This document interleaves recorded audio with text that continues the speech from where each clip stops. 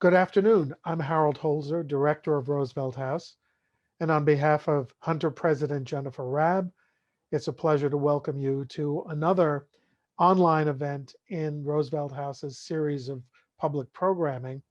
We're sorry we can't be together live, but who knows? We're counting down now to the day when we can resume live programming, hopefully in late fall at Roosevelt House. Meanwhile, this evening, we're delighted and proud to present an event that was actually originally conceived to take place just about this time last year, um, before everything shut down. Like so many facets of life, the issues that are discussed tonight and discussed in the book we're going to be exploring have actually been exacerbated since the lockdown. And the subject is formerly incarcerated individuals returning home and how they face a mixture of brand new and pre-existing challenges to their reentry. Here to discuss their new book, Prisoner Reentry in the 21st Century, Critical Perspectives of Returning Home, we're excited finally to welcome Hunter's own professor, Calvin John Smiley, and co-editor, Dr. Keisha Middlemass. In their comprehensive and urgent new volume, leading scholars, activists, and justice affiliated experts provide insights and revelations on the challenges faced by those re-entering their communities after prison, from mental illness and substance abuse to negative family dynamics and the denial of basic rights. The book offers a multifaceted exploration of social, political, and policy matters that impact the success of reentry. Sadly, in a way, it's fitting that we're having this discussion during Roosevelt House's observance of Black History Month, given the extreme disproportionality of the incarceration rate of Black and Brown Americans. And it's fitting, too, that we present this discussion from the virtual Roosevelt House stage, where so many discussions about criminal justice policy have happened before. So let me introduce our participants. Dr. Calvin John Smiley is a faculty member of the Roosevelt House Public Policy Program, and he is assistant professor of sociology at Hunter College and a leading voice at Hunter on racial justice and equity. As part of a college-wide response to the murder of George Floyd and the national reckoning on racial justice that followed, he helped launch a special series of events presented by President Rabb called Speaking of Justice, Conversations on Race, Racism, and Reform. And he's already led a panel discussion on the crucial topic of policing and later returned to contribute his insights on the power of protest in history. He's been a vital resource, not just to students and faculty, but to the entire Hunter community and beyond. Calvin has published a wide array of academic journal articles on topics spanning law enforcement, inequality, race, social justice, and popular culture. Um, and we're really happy to have him leading yet another forum here at Roosevelt House. By the way, he is now writing a book that expands on his research on reentry and explores the ways that men and women navigate their reentry process with diminished legal rights and amplified social stigmas. Calvin, we look forward to welcoming you back to Roosevelt House when the new book appears. Calvin is joined today by the co-editor of Prisoner Reentry, Keisha Middlemass, author also of a book called Convicted and Condemned, The Politics and Policies of Prisoner Reentry, winner of the National Conference of Black Political Scientists W.E.B. Du Bois Distinguished Book Award. In the book, she charts the lifelong consequences of a felony conviction through the powerful words of former prisoners themselves. She too is a widely recognized expert on incarceration with research that has appeared in many professional and academic journals. Dr. Middlemass is Associate Professor of Political Science at Howard University, where she teaches courses in public policy and American politics, and conducts research on subjects that include race, public policy, and marginalized populations. Not unlike her co-editor, she too is at work on a book on reentry, examining issues this time through a comparative gendered lens. We're pleased to welcome these two leaders on criminal justice scholarship, and to speak with them, we're equally pleased to welcome Joanne Belknap, professor of ethnic studies at the University of Colorado and the author of The Invisible Woman: Gender, Crime, and Justice, now in its 5th edition. Her career as a scholar and activist includes service on state advisory boards for female offenders and women in prison, and Attorney General Janet Reno's Violence Against Women Committee, as well as service as an advisor on criminal justice policy for the Obama presidential campaign. The recipient of numerous research, teaching, and service awards, she was most recently honored as a Fellow of the American Society of Criminology, where she is a former president. Her latest research includes a focus on reentry and the implementation of college courses in prisons. Well, this is an extraordinary roster of experts. Thank you all for joining us to discuss and to celebrate, albeit virtually and a little later than we originally planned, this extraordinary new book. With that, Calvin, thank you. Thank you for bringing this panel to Roosevelt House. We welcome you and thank you. Reentry is really important to me, and your work is really important. And I also want to make a plug for Dr. Middlemass's other book, the Convicted and Condemned, which I've used in classes. And it's one of those textbooks like Just Mercy and City of Inmates that students, even undergraduate students, love reading. So thank you for writing this amazing book on this great topic, and that it's so comprehensive. I also want to say that it's really great for students, for practitioners, and for scholars on all parts of this. So there's a number of things that I would love to cover, but I know we don't have time. So I'm just going to briefly talk about what I think are some of the many strengths, and then dig in with questions to you too. One of them is I love how you address dignity of individuals who are tracked into the system and then are in the system, and then of course getting out of the system. So I want to talk about that. The intersectional approach in this book is truly amazing, with gender, race, class, a few different chapters talking about trans incarcerated folks, and the historical part of colonization and slavery is super powerful in here. Looking at how individual and systemic oppressions intersect and how important they are, including authors that were formerly and are currently incarcerated in here, is another huge strength of this. The multi-methods are great. I love the quantitative that actually tells us this is what the percent of this is that's going on, as well as the intersections of in the variables, what's really important for us to know. I really like the raising concerns about evidence-based programming, which has been a huge thing that I've been concerned about for a long time. And then, although mass incarceration should have resulted in more reentry investment in programs, that actually was decimated, as Dr. Kaufman clearly talks about in chapter 3. And the legacies of colonization and slavery in chapters 11 and 13 are really powerful. So I don't know if we're going to have time to get to all these, but also touching on how voter suppression is important in this, architecture is important, problems with gender-specific programming. There are so many great, important things in here. So I am going to start by asking questions that I know most people want to know, is how did you get interested in this topic, and how did you decide to collaborate with each other? So I guess I'll take that first one. First, thank you to the Roosevelt House, Hunter College, for allowing for Keisha and I to, present this book. And thank you, Joanne, for agreeing to be the discussant. We are both really excited and looking forward to this conversation.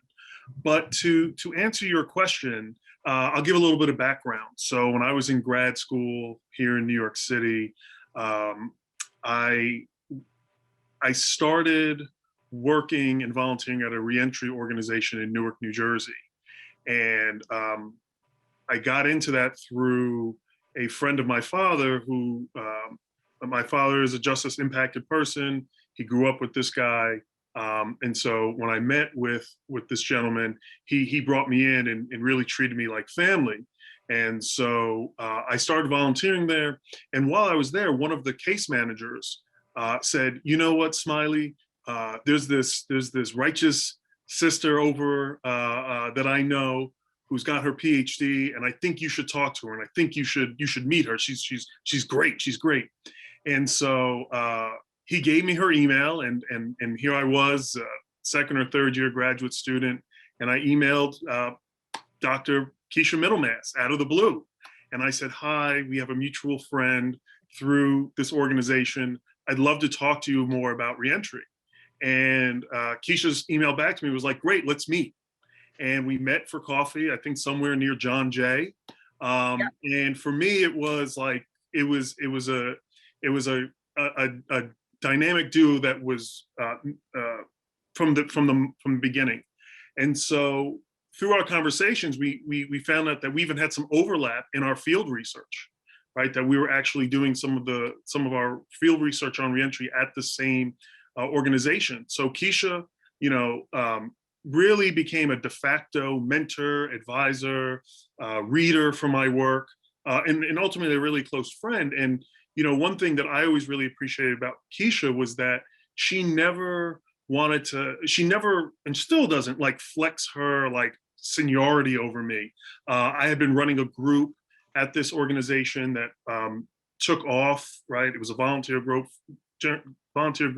for men and women to come to talk about the reentry. The organization didn't know why so many people would show up to this group. At one point, I really didn't know why so many people showed up for this group, but Keisha said, do you mind if I sit in with you? And, I love that idea that Keisha sat in, because it really gave another lens to the work that I was doing and the work that she was doing. And after a while, I finally, again, I worked up the nerve and I said, we're having all these great conversations after the group. The group would end and then Keisha and I'd sit there in the office for 45 minutes, an hour, and really decompress some of the topics that we were talking about. And I finally said, it would really be great to maybe write on some of this. So Keisha and I think at this point, we had up to date now, we've written, I think, 3 articles or so, Keisha. And then we said, well, we're writing all these articles. Why don't we do something a bit bigger? And we started to think through this project. And that's the kind of long, roundabout, but really contextual way of how this book came to fruition. And so I'll stop there and I'll let Keisha, if she wants to say anything about that.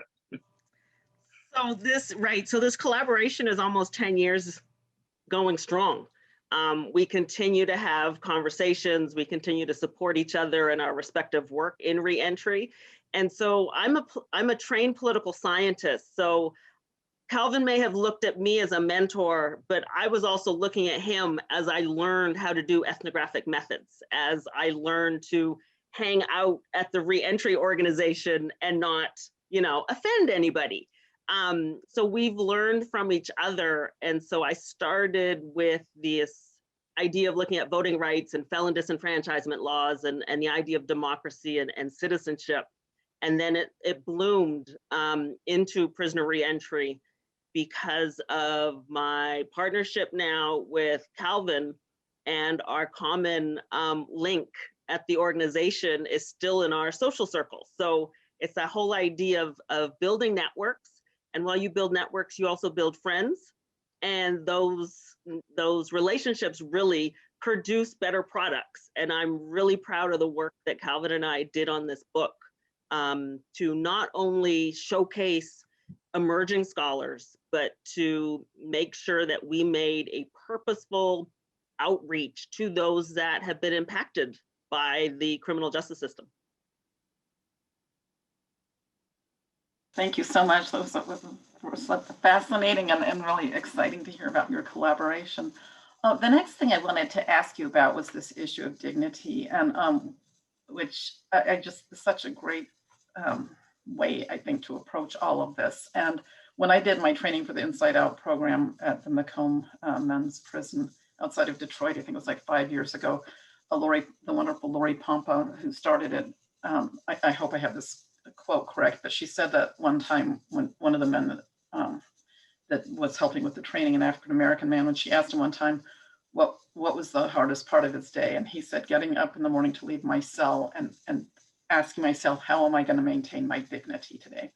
And another part of your book, which I just find so powerful, is it's not always using the word dignity, but sometimes it is, and sometimes it's how do you fight degradation.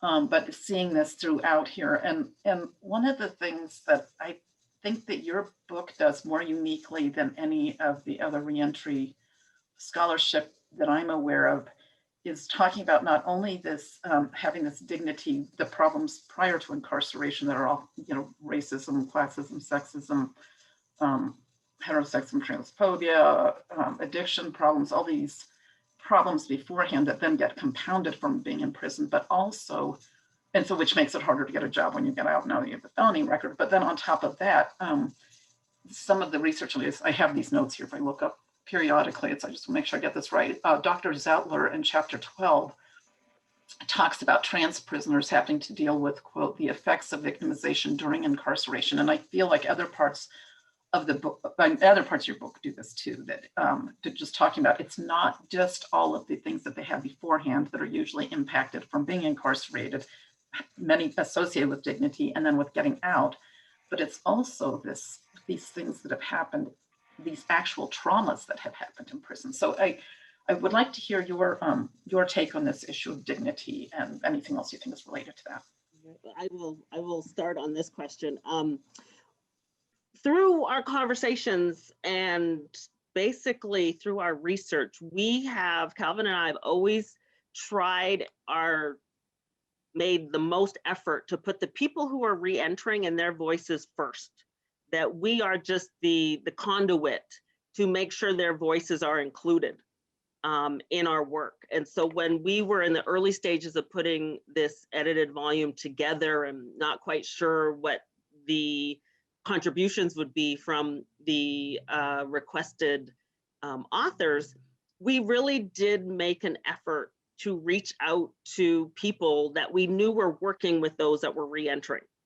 That we wanted to make sure that it wasn't just their dignity, but to give individuals agency to tell their story, is to let them know that their stories mattered, that they were worthy of being in a published book, that, and in that, respecting them as individual human beings with their own stories, we then do a really a purposeful job of not naming them so that their stories are not linked to their name. Some of the individuals wanted their names on their pieces, and we did that. But you'll also see in some of the chapters that we purposely did not showcase who the authors were by name. And when we talked about using anonymity, we're then very respectful of individuals and how they wanted to be perceived, and made sure that we did very little editing of their work, that we would sort of frame it or provide the reader with some introduction to their work, but that we didn't go over editing. We didn't change their language. We didn't impose ourselves on their words. And I think that is just a part of being a good scholar, and part of incorporating individuals' voices is we make sure their voices shine and that we're in the background. Yeah, and I'll just follow up by saying, one of the things that we were also very conscious of and made a very conscious effort was to have a robust field of authors and contributors to this volume. I think why Keisha and I went this route of doing an edited volume was, when we were looking at other similar volumes that talked about reentry or something of this nature, they were practitioner heavy, but practitioner heavy from the kind of top down, meaning these were corrections officers, social workers. And again, I'm not disparaging any of those fields, but it was a lot of this is what needs to be done, and we will tell you what the guidelines and criteria is for you to be quote unquote successful, right? In the fields of reentry, the term success is constantly used. Who is successfully reentering? And we problematize that a bit, right? Because the idea of success is often subjective, as well as can be interpreted differently. One thing that Keisha and I, talked about a lot with a lot of the guys that we talked with, was we'd always start the group with a icebreaker, things like, tell us something positive going on in your week. And for many of them, they would say, I'm good, or I'm alive, or I'm here. And at first, we kind of thought of this as, or at least I don't want to speak for us, but like that this might have been dismissive of the icebreaker. But over time, realizing how important that was, that for so many of these men and women, just waking up on this side of the fence was success, was important, and to really recognize that. So part of the perspective of this book is to really ground the stories and the narratives and the research from kind of a bottom up building. So we have practitioners, we have activists, we have formerly incarcerated, we have people who are incarcerated. One person who wrote in this book actually wrote their piece on their way to a pretty lengthy bid, sentence. This person won't probably get out for 15 to 20 years. So they were thinking about reentry in a way that is also uniquely different than someone who's already on their return or already come out. So, and one other person, it has no possibility, unfortunately, of ever getting out of prison, who wrote or contributed to this. So I think that's what we were really going for, is to make sure that part of that dignity is getting those voices, and us being more just the vehicles to give them that agency and platform that Keisha spoke about. Thank you. Those were great answers. Related to what you talking about success and how that, I always say it's politically defined, and that I brings also to the evidence-based programming, because so much of that is these ideas of success. A lot of times, of course, are recidivism without putting a lot of context in that. But another thing that one of my friends from graduate school pointed out years ago, decades ago to me, is like, you have these little programs that might be working great, but and then you're supposed to use this standard of p less than or equal 0.05 or even 0.10, which is almost impossible to acquire in really small programs with a small n. And so this neoliberal part of that and how that ends up getting defined is really important. And I also thought with chapter 2, Dr. Gorga refers to as the neoliberal rhetoric on page 26, and stresses the differences between humanitarianism, focusing on saving money, with humanitarian models of reentry. And I love that comparison. I also love that Dr. Gorga talked about all of these Christian-based programs, because that has been one of my pet peeves. I went into my first institution I was trying to remember this morning. I think it was 1980, 80, yeah, and or 79. But anyway, it's just so amazing, these ways that it's not about the human beings anymore, but all this. And I remember one institution I went to for delinquents in Ohio years ago, they had all these Christian posters up, and I said, I thought there's separation of church and state. Well, when I was going to meet with some of the incarcerated youth, and they're like, well, yeah, but we do other programs too in other religions. And I said, really, like what? And of course, no, they couldn't name any. And when I've done my trainings, I just like how much of this, anyway, I could go on and on about that, which I'll try not to. I already did a little bit. But I also think, like, when I was doing volunteering with the reentry program here, and I haven't published this yet, in Denver, one of the things that came up was all these people who didn't finish the program. And that was one of the success things, like, what's wrong? Why didn't, and it was found that, and even though the entire staff were women, and they were all BIPOC women, except for one white woman, that it was white men who were the best at completing the program. And so they wanted me to look at this. And when I did these focus groups, it was so interesting because the women were like, well, because I got what I didn't have to do I didn't have to do the 6 weeks of meetings, because after the first week they found me housing, or they got me on Medicaid, or I got a job. And then I couldn't come to these. It was harder when I had a job. And so it actually was because it was so successful that they didn't need to complete all these. And then they couldn't because they had jobs. And so I just think this evidence-based thing is very important. And I would love to hear what you think, your dial down on this whole, I know some of them from your book, but just hear you discuss. Go ahead, Calvin. You can start. Sure. So, I agree, right? That, sometimes the measurements that we use in reentry are often flawed, or often, trying to create this one size fits all model. And that's not necessarily the case, particularly when you talk about unique populations. And that's something that this book tries to get at, right? That there are unique populations within the reentry field that are often less discussed or talked about. So, for instance, we do talk about, or not we, but contributors talk about the trans population. We also see that there's a chapter about sex offenders, right? Oftentimes, when it comes to reentry, the kind of mainstream narrative that's put out there is, the grandmother who got caught with marijuana and got 20 years. And, this is the fight. And while, we can all on this call or on this Zoom probably agree that, that is just wrong and horrific, we have to get to the point where we're digging a little bit deeper and having those conversations about the populations of people who,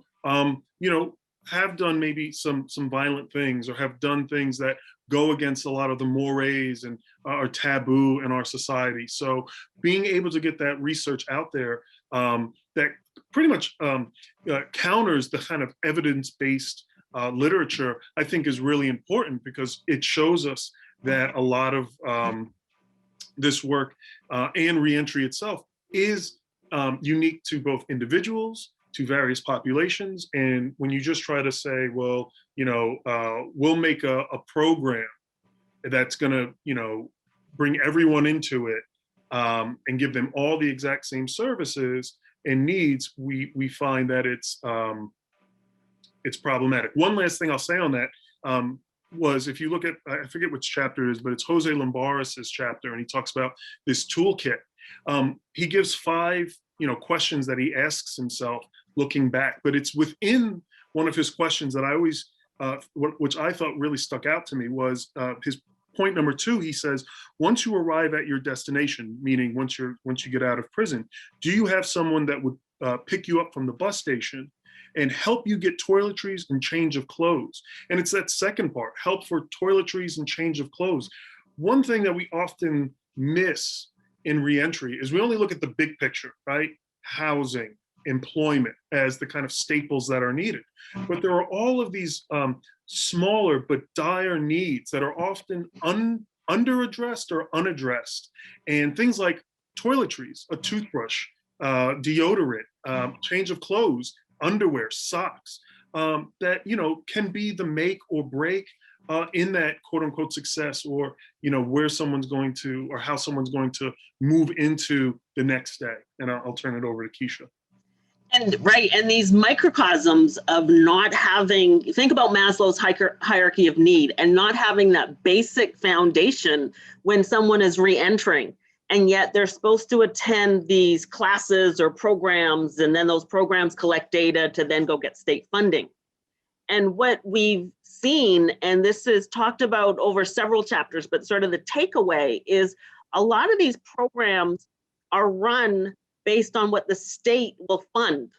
It's not what the people re-entering need, but the state will give you money for a Christian outreach program, or the state will give you money for a very select type of subpopulation within the larger population. So mothers may get more care than women that don't have children. And then those that are convicted of sex crimes are excluded from all these programs.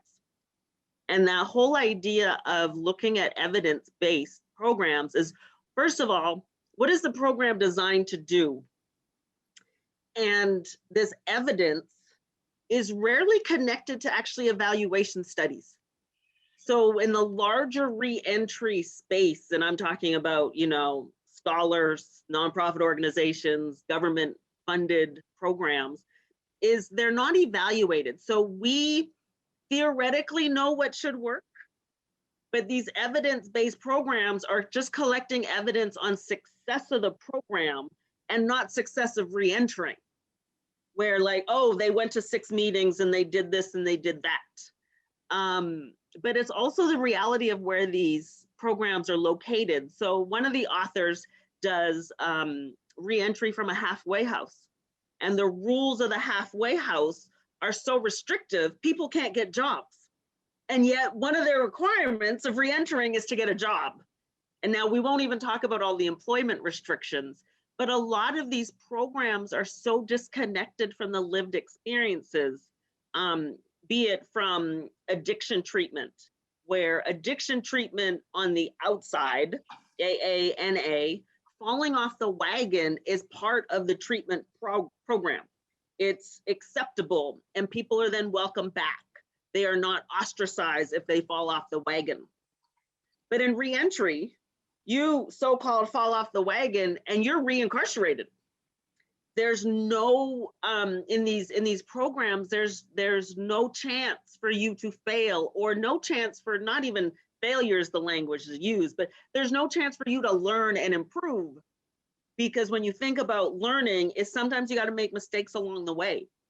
Sometimes you actually have to repeat some things to figure out how to do it right. And we're talking about people without the basics. So fractured families. When Calvin and I were both at the reentry organization in Newark, individuals would come with, it would be winter, and they would be in canvas shoes and there's snow and rain. They would just have a sweatshirt. They wouldn't even have an umbrella, let alone a winter coat. And then letting them know where there's places they could go to get clothes was a really important sort of service, but that would never be captured in a program of their success. And I know Calvin can talk about the sunglasses, the dress clothes, the men literally would stand taller when they put on a blazer. And smile. Smile. Some of the guys, that was our first smile that we ever saw, was, you know, a pair of sunglasses, right? And that smile, you know, was really important to a lot of these guys. You know, it's those little things, sometimes the subtleties and things that, you know, others might take for granted. And I think also, you know, just to kind of follow what Keisha was saying too, you know, chapter 4 looks at reentry in the rural type of settings, right? I mean, we often think of reentry and incarceration, and we often only think of it in kind of an urban kind of environment. But there are numbers of people who are returning to rural areas around this country who then lack some of these basic services and don't have access to a lot of these basic needs to be met, or, you know, have to shell out a whole bunch of money to for a cab or for a bus to get to a more urban area to get these services. So, you know, that kind of strain, that financial strain that it also, so, you know, there's a lot of things that I think that just these evidence-based programs tend to miss. Thank you, that's great. Some of this made me think of so many things you said, like when I volunteered for years with the on the board for the reentry program in Boulder County. And one of the things we learned was that that women needed to have tampons in their kit when they got out. I mean, talk about dignity, right? Right. And so again, these basic toiletries and things like that. I also am so glad you all included sex offenders in here, because it's like we have just become such a completely unforgiving system. And that's one of the things in my decades of doing this work, which I think, like I said the other day, I went my first institution as an undergrad laid into it, but I've been doing this since 1981 at least. it is more punitive than it's ever been. It's more shaming than it's ever been. And then with all the GPS and electronic and media and so on, it's really hard not to get caught up again for the most. And that's one of the things we found that Shannon Lynch and Dana DeHart and I found in our multi-state study was probation and parole violations were the #1 reason women were in jail by far. And most of them were things that if most of us did them, they would not be considered crimes. So, and I also really appreciate the in this book, how you deal with addiction and the huge problems with 12-step programs. For the people they work for, great, but we also know that's mostly wealthy white men that those work for. And again, I always loved, years ago, I read this book, and Cassie, it's Kasi, wrote about it in terms of indigenous people and said, you know, people of color are fully aware that there is a higher power. They've known that their entire lives, and people in prison are very aware of that. So I wanted to, and the halfway house thing is a whole other thing. In my understanding of that, most of them, if not all of them, in Boulder and Denver counties are privately run. So again, this incentive of keeping people in them, you know, you can't guarantee that's not going to happen. Let's see. I want to make sure that I didn't. Oh, and I love Lumbrell, the kit for getting out too. I did thank Jose Lumbrera. So thank you about that for chapter 26. And one of the Inside Out classes I taught in a men's prison, they had been coming up with their own toolkit, and I thought, God, it was so good. And one of them, somebody, a social worker, was helping them from the outside. But it was like, God, this should just be part of everybody. So I really want. I love that too. I want to just get back to intersectionality just to make sure, because that's just so huge. And in addition to the sex offenders and problems with all sorts of stuff you talked about that we've already addressed, another thing I love about this book is that I as much as we know that kids are overall more impacted when mothers than fathers go to prison, we know the kids are very much impacted when fathers go to prison too. And we don't. I really loved how in your book, both the narratives and some of the other parts are documented this pain of both the fathers and of their children of this loss. So, and then I just, I'm so grateful for that. And there was something, chapter 20 is really great on that. But I'm wondering too, if there's other things that that you wanted to talk about intersectionality that your book does, because it just does it, in, like I said, an individual and a systemic approach to it. So on the intersectionality piece, we actually, in addition to wanting to incorporate those that are justice impacted as writers, we also purposely looked for scholars that are emerging. So we wanted women scholars, we wanted people of color, we wanted an international perspective. We wanted scholars that had not previously had a platform, because some of these topics may not be published in our traditional journals because of how reentry is configured. And so we didn't just think about the study of intersectionality and reentry, but we also then purposely made sure it was incorporated into who was contributing. And then I think that our purposeful choosing of these chapters was to make sure that gender was discussed in relationship to the larger prison industrial complex. So we think about, we have a chapter on architecture and how women, although they're a smaller population in the terms of numbers of women that are incarcerated in the United States, it's a growing percentage, and particularly for Black women. But we have to think about what kind of spaces we incarcerate women, that women have different relationships with other women in incarcerated spaces, but they're treated as if they're incarcerated like men's prison.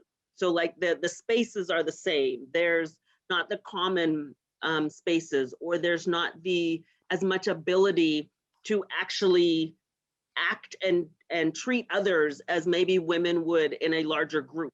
But as also like having spaces for their children to come visit is it's simple, but it's such a big deal that is not addressed by those that are incarcerated and those that then administer visiting rules. They don't think about what does a child-friendly room look like when they're visiting an incarcerated parent.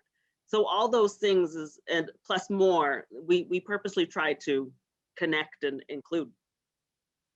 Yeah, and I think I would just follow up by that by saying, part of our conscious effort was how we even categorize chapters within these various sections. So the book is split up into 6 different sections, but we were trying to keep the theme of intersectionality throughout the different sections. So while, section 1 is focusing on community as kind of the forefront, it still has that element of thinking about this through an intersectional lens, as well as section 6, which is looking at this from an activist standpoint. We often think of activism and mass incarceration, but one thing we wanted to make sure was that that people know that there's activism after incarceration, and that there are folks working in that world as well. And so that was, I think, part of our configuring and reconfiguring the sections and who went into what section, and sending certain contributors saying, hey, you're going to be in this section, but then as we were putting it together, saying, wait, maybe it might work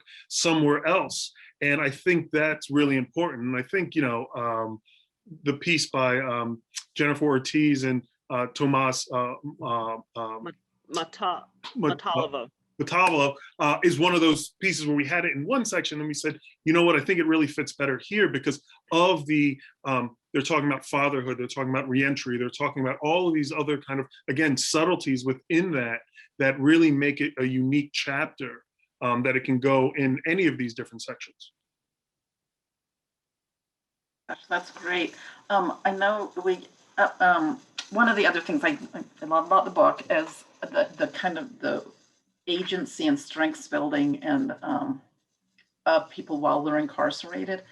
And I think in particular, I'm looking at my notes here, Dr. De La Terra's Carceral Calisthenics. I love this chapter 10 on how people are incarcerated and confronted with undue and excessive obstacles to a dignified life. Again, this dignity word.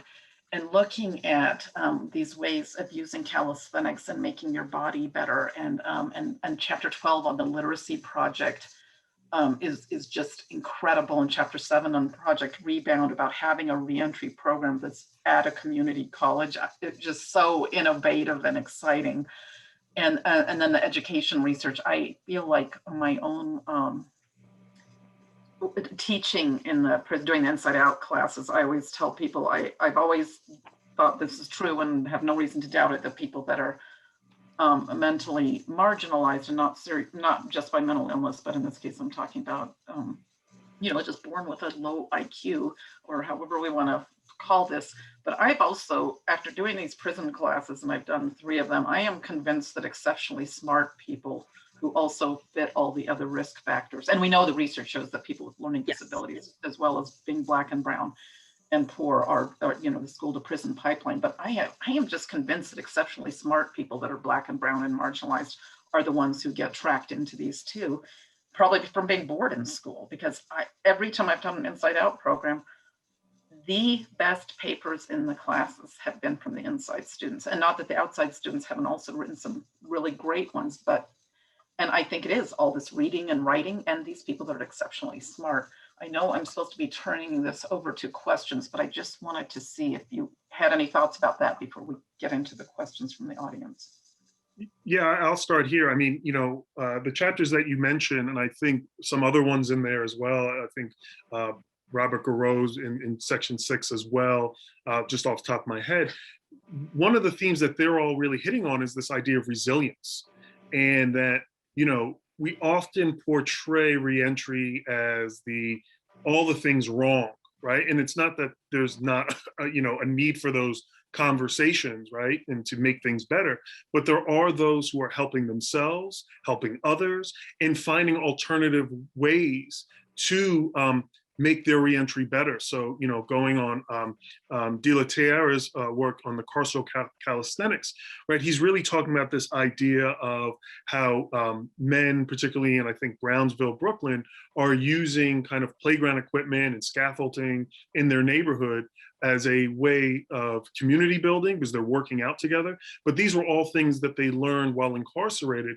And so they are taking a piece of themselves and being able to keep the routine and normalizing their lives through exercise and building their body as well as their mind. And I think that's a really important part to hit on, this idea of like building knowledge, right? And that we can build knowledge through our experiences.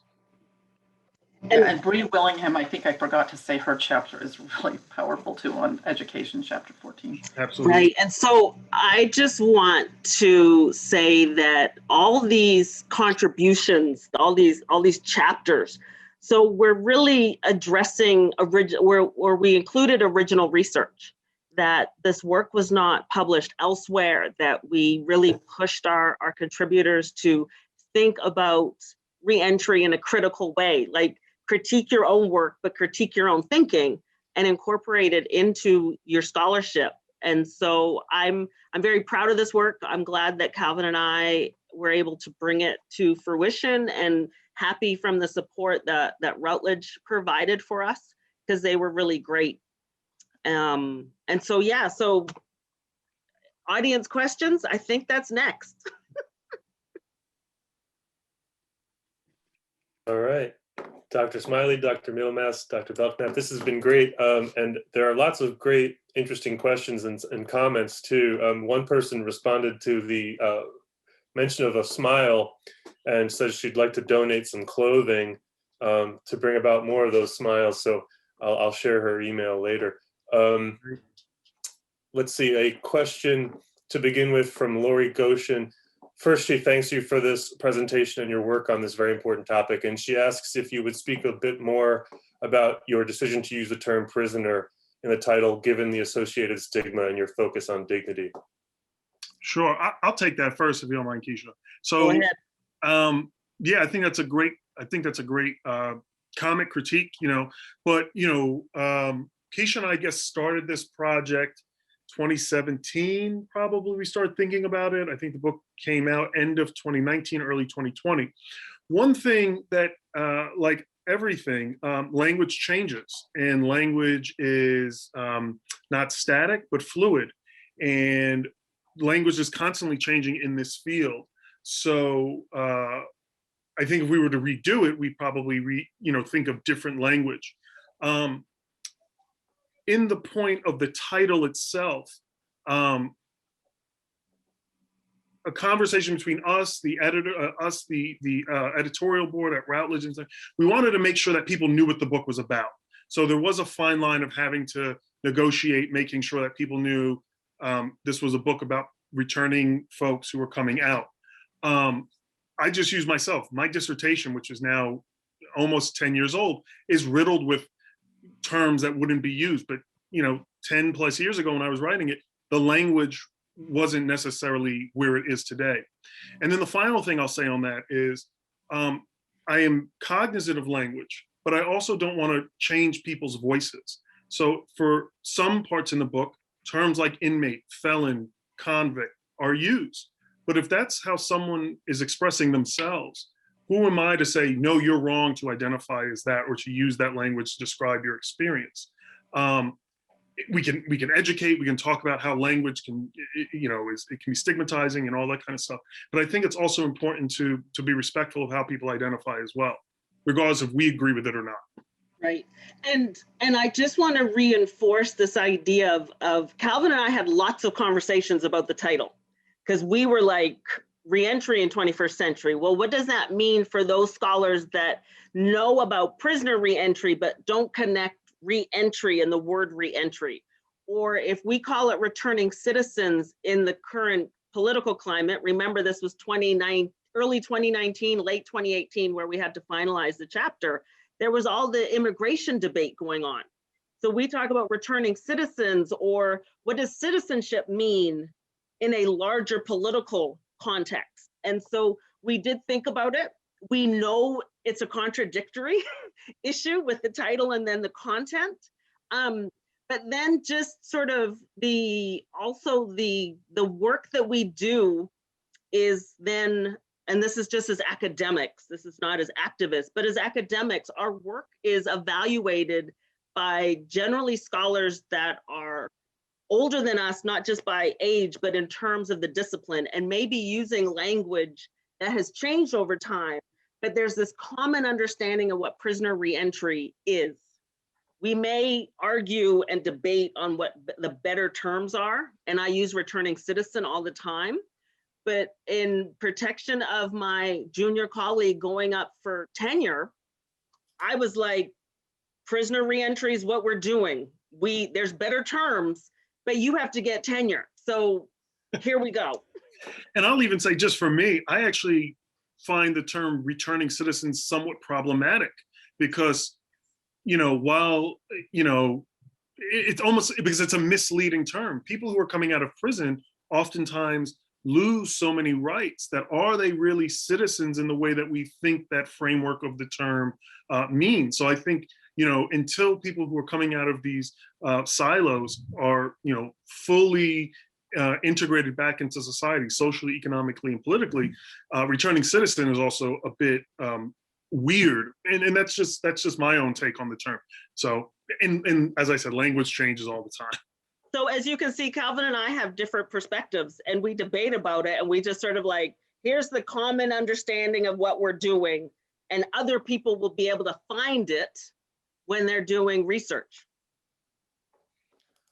Okay, we have some formerly incarcerated individuals contributing questions and comments, so I want to share one of those now from John Pace, who says hello to you, Dr. Belknap. Perhaps he is an acquaintance of yours. John Pace says, I served 31 years and have been home now for 4 years after 31 years on a life sentence beginning at the age of 17. I currently work as a reentry coordinator. Individuals in prison are often stripped of their dignity and agency, and trying to maintain their humanity is the big challenge. My question is, how do we set up a system to help individuals in their reentry journey to regain or recapture their dignity? I want to see the system change, that reentry starts on day one, that it's not an afterthought of 6 months before your release date, 90 days, or some of the returning inside programs, but that to maintain dignity means that we have to overhaul the entire system and rethink, what is punishment for? What types of punishment are of value? But if people are locked up for whatever the societal issues are, is their humanity and dignity should not be part of their punishment. Like it just should, but unfortunately we have to rethink the system to really tackle that question. So John, I don't have a good answer, but I think if we think about individuals coming home from the start, we would start treating individuals as part of the community. So that means everything from phone calls, we got to lower the price. We have to think about books, and this book, it's almost like book shaming. I know books can't be shamed, but the idea of books inside is now problematized as a security issue. Everything's a security issue. And so I think we really have to think about how we treat individuals that are incarcerated and knowing they're coming home versus just thinking we're locking them up and they're never going to come home. And I'll just add to that, building off of what Keisha said, that paradigm shift to a place where maybe we don't even need to incarcerate people, right? Or what does justice and punishment look like in a kind of abolitionist framework, right? That we don't have people getting life sentences anymore. Just a quick anecdotal story I'll tell. When I was in Germany in 2008 or 2000 and sometime, I went to one of the maximum security prisons over there, and I was in the carpentry room where guys were making furniture and things like that. And everyone had on the exact same thing, a smock, a reddish kind of shirt, and blue jeans. And, carpentry. So we're talking about with saws and all different types of things that could be a weapon. And the one CO, corrections officer, who was the carpentry teacher, I asked him, I said, why aren't, in the United States, all of these tools would be on like a cable, they wouldn't be able to move them, everything would need to, be moving. And he said, yeah, but you lose your humanity when you do that, right? If you treat people like they're animals, they're going to behave like animals. So part of, this program in this German prison was that, treat people with respect. Now, there was still protocol, no one left without all of the screwdrivers being accounted for, et cetera, et cetera.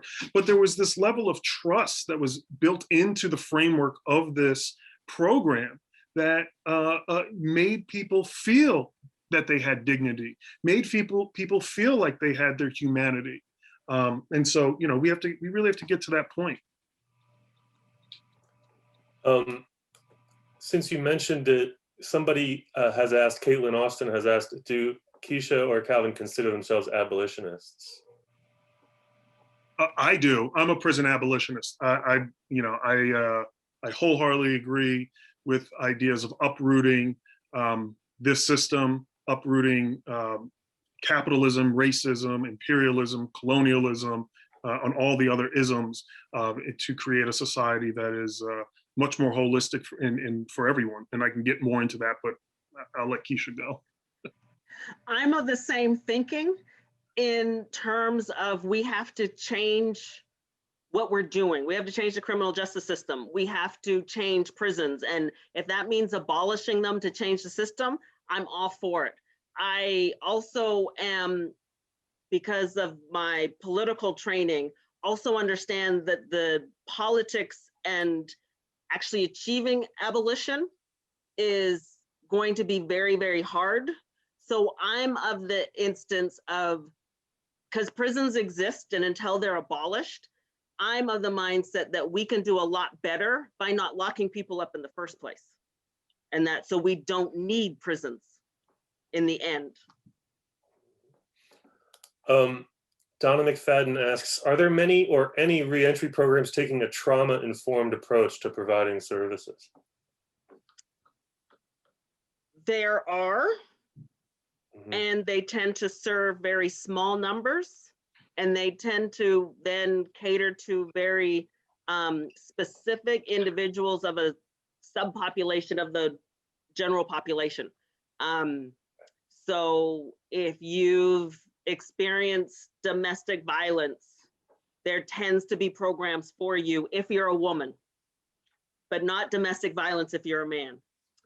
If you are HIV positive and you're returning, there are programs for that particular group of people. But the trauma-based care tends to be very, very specific, and it's also jurisdictional specificity. So you may re-enter and be traumatized in all kinds of different ways. And if you're in a city that doesn't offer trauma care, then you don't get any services. Okay. Maya Kearney, she asks, what's your perspective on state funding for reentry? And then she offers the analogy of funding to address homelessness the homeless population in general, rather than the causes of homelessness. And she says that in Washington, D.C., 1/3 of homeless people contribute their homelessness to having been incarcerated.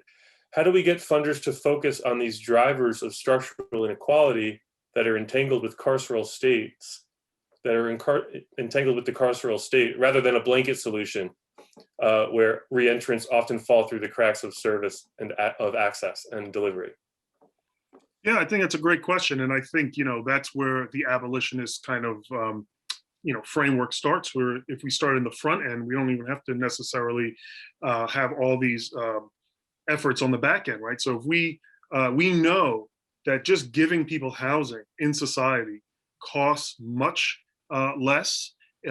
Giving people housing and a social worker does wonders, rather than giving someone jail time and a parole or probation officer. So, if we were to just give people housing. So affordable, clean, and safe housing, equitable education, universal healthcare, right? We can probably solve a lot of the instrumental crimes that occur in society. Yeah. Yeah, so recent study in 2020, and I'm blanking on the title and the author, of course, at this moment in time, but the driving force of crime tends to be poverty. So if we shifted the billions, and when I say billions, most states spend over $1 billion on the carceral system, and then layer on police, because police is a local function. But when you're talking about just the state budget, it is $1 billion for most states. Texas, California, Florida more, because they've got larger prison populations, and Texas and Florida because they use the death penalty, which costs more in terms of paying for the carceral continuum. But why don't we half that and put $500 million into reentry? Because right now, reentry is literally thousands of dollars compared to the billions of dollars going into the criminal justice system. And I'm not even including the federal system. I'm just talking states, not talking about local jails. So when you start actually looking at the cost and where we spend our money, the politicians have justified spending money on prisons, on the incarceration of people, but they're not spending money on reentry. And I would love to see the shift in dollars to fix those societal issues that Calvin talked about, but also that was in the questioner's question. If we just shift that, we could then reduce recidivism rates. But more importantly is, why are we investing so much in the carceral continuum, the carceral spaces, but those communities are underfunded with green spaces, whole serving groceries or grocery stores, education, playgrounds, after school programs. I would love to see the funding shifted towards where people live rather than incarcerating them.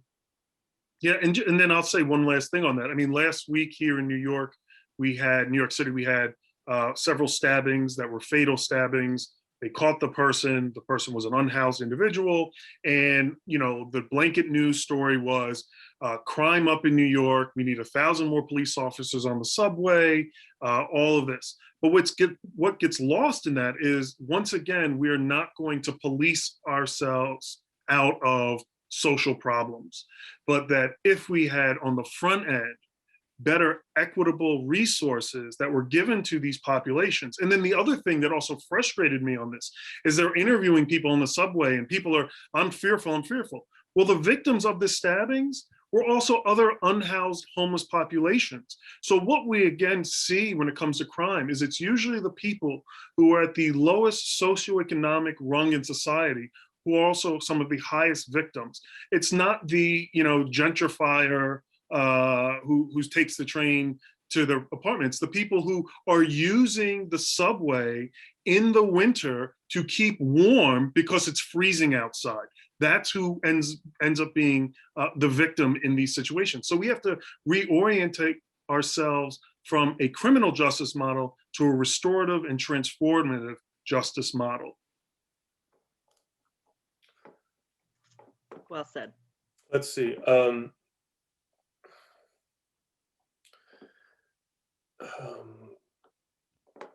Sorry, there's a lot of good ones here, and it is my job to pick the right ones. They're all correct.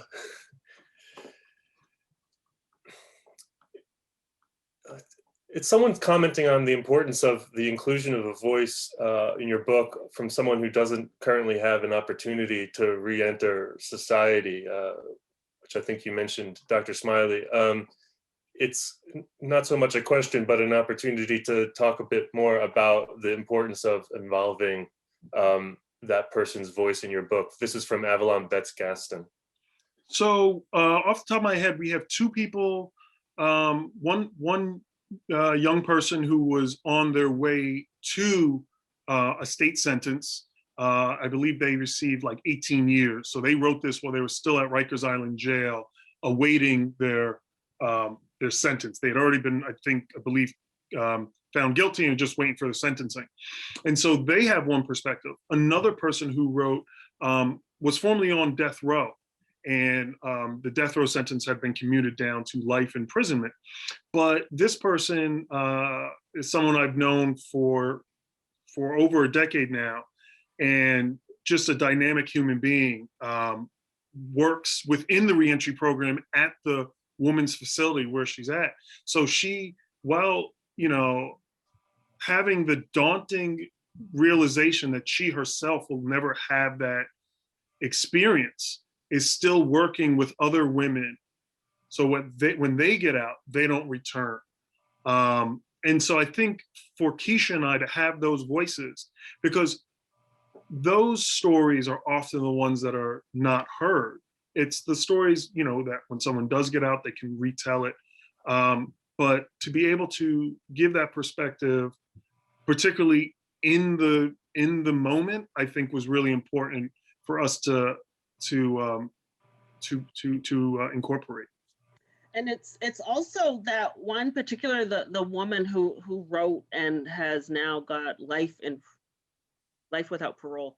It was also showing her ability to maintain her humanity, like despite being on death row and then transitioning into life without parole, she was thankful for the restrictions that were taken off of her when she went from death row to not being on death row.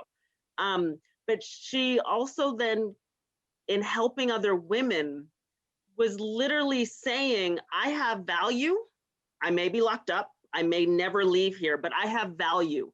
And we really wanted to showcase that these individuals are not just sitting there doing nothing, that they're improving themselves in different ways. And the one type of person you would think been like, I give up, whatever, I'm just gonna sit here and do nothing, is she was like, no, I'm actually going to contribute to the community that I do happen to live in and make it better for those around me. And she was a liaison for a couple of the women's voices in that chapter, right? She was the one, you know, gathering those narratives and getting them to us. And so, you know, it's really just it's powerful. If it's all right with you, we'll do just a couple more before finishing up. So Abby Romero says she's a former inmate, and the biggest obstacle that she faces is access to education and scholarship programs. Education is empowerment, she says. So her question is, are you aware of any programs that can provide access to education for formerly incarcerated individuals, or scholarships? So scholarships are really it's university based or the private funders that offer scholarships, but Pell Grants have recently been changed in 2020 underneath the Trump administration, believe it or not. And so who knew? But the idea is that Pell Grants are now available for those with a conviction or those that are still incarcerated can apply for. But the problem right now is the rollout of the information and the application is spotty. But I would encourage anybody with any type of criminal background is to go to the US Department of Education and find the Pell Grant application and fill it out, because the political rhetoric around Pell Grants has always been wrong. Is if you're eligible for a Pell Grant, you get a Pell Grant. It's not taking money from some pot, and once the pot is drained, there's no more money. Is if you're eligible, then you can apply. So I encourage anybody to apply for Pell Grants. I'm not saying the application is easy, but at least get the application, figure out what you need to do, and then also visit a community college or university that you know is welcoming. I don't know where this individual is located, but I know there's universities in the Northeast in particular that are more welcoming of those with a record and not doing the shaming as a lot of institutions do. That's great. So actually, I'd like to do two more now. I lied. Susan Weisfield says, when someone who's been incarcerated a long time is released, he or she is often not knowledgeable about new technologies, such as cell phones, or how to get around on public transportation, or how to access food stamps and medical care if needed. if such a person doesn't have a family or other close relationship to support them, how do they learn to cope? Yeah, I think that's one of the biggest challenges that many folks who are coming out endure. And you have to remember, particularly for people who've been inside for a very long time, those connections, those social bonds to both individuals and to other institutions can be weakened. So, you are almost, really fighting for survival when you come out in some instances. I mean, I just think about the recently released gentleman from Pennsylvania who went in as a juvenile and just served something like 68 years, inside of a Pennsylvania prison. And it's amazing to see, again, that resilience, that this person survived for so long. But the utter reality is, it's like, what's next? I mean, and it's great while the publicity is on for this, but in a year from now, when the cameras are off, who is going to still be there in terms of both individuals, groups, organizations to help this person? And so, yeah. Right, because that gentleman you're talking about, Calvin, is 83 years old. So his parents are unlikely around. I don't know where his siblings are. So you've lost that family connection. But it's not just older individuals that are re-entering that lose the family connection. The Department of Corrections, when they release individuals, assume that family will take care of their loved one. But in reality, that does not take place. There's broken families. It's the type of crime, it's anger, it's the distance of incarceration, it's the cost of supporting a loved one that is locked up. There's lots of reasons why families break up, and you don't have to go to prison for families to break up. So we know fractured families is not related specifically to incarceration, but this idea of how to learn these things. So the group Calvin ran was really about these microcosms of sharing information amongst those that attended. We talked about buses. So when somebody would be incarcerated, or before they were incarcerated, they used money, like literally drop coins into the bus to ride the bus. And now it's all electronic. And how do you learn how to get a bus card out of the machine at the Newark Penn Station when you don't have a debit card, a credit card, or a checking account?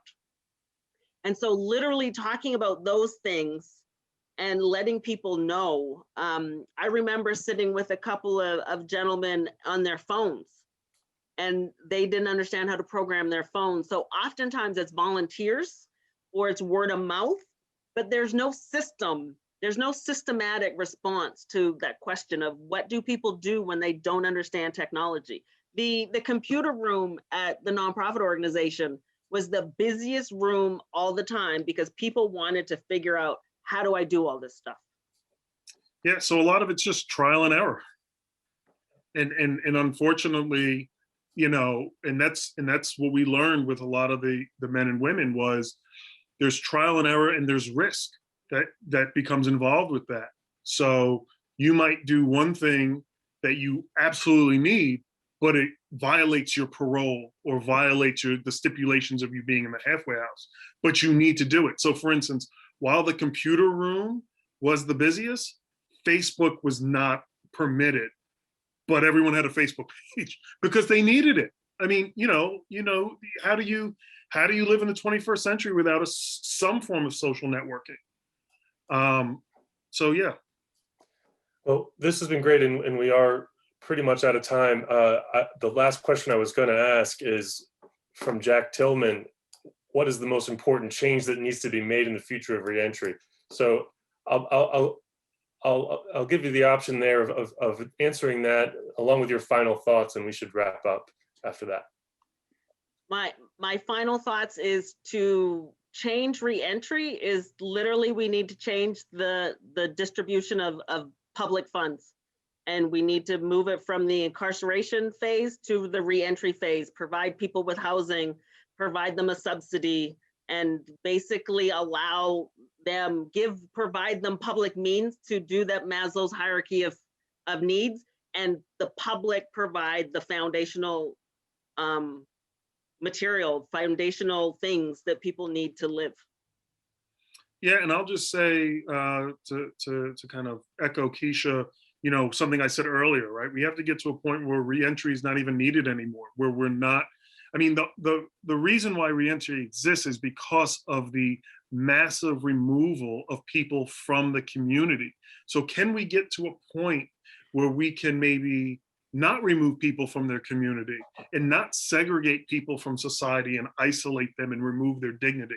Now, that's not to say that I don't have a pragmatic, realistic lens that are there people who've done things that might need to be separated from society for maybe a time period, but we can reimagine what that looks like. And it doesn't need to be concrete and steel and sadistic corrections officers. And again, that's not a blanket statement about all corrections officers, but when you listen to the stories that a lot of people who've been incarcerated at some point throughout their duration of being incarcerated, whether with arrests with a police officer, in the county jail with the bailiff, or in prison with the corrections officers, everyone has a story of something horrible. I mean, I'll say, you know, the ringleader of the Abu Ghraib prison torture, their civilian jobs, several of them were corrections officers. So again, we can't forget that.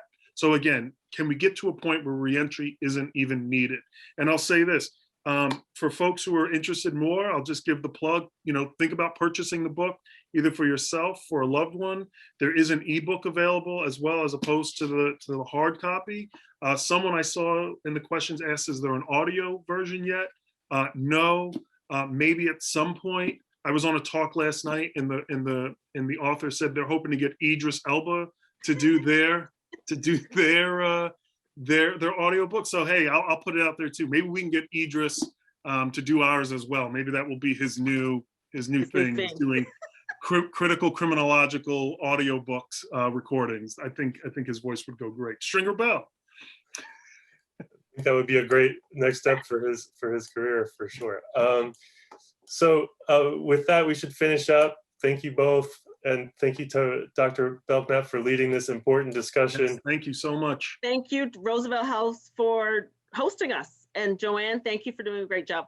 Thank you for letting me do this. This was such a gift for me, and the book's amazing. Thank you. Thank you. Good night, everybody. Good night. Take care.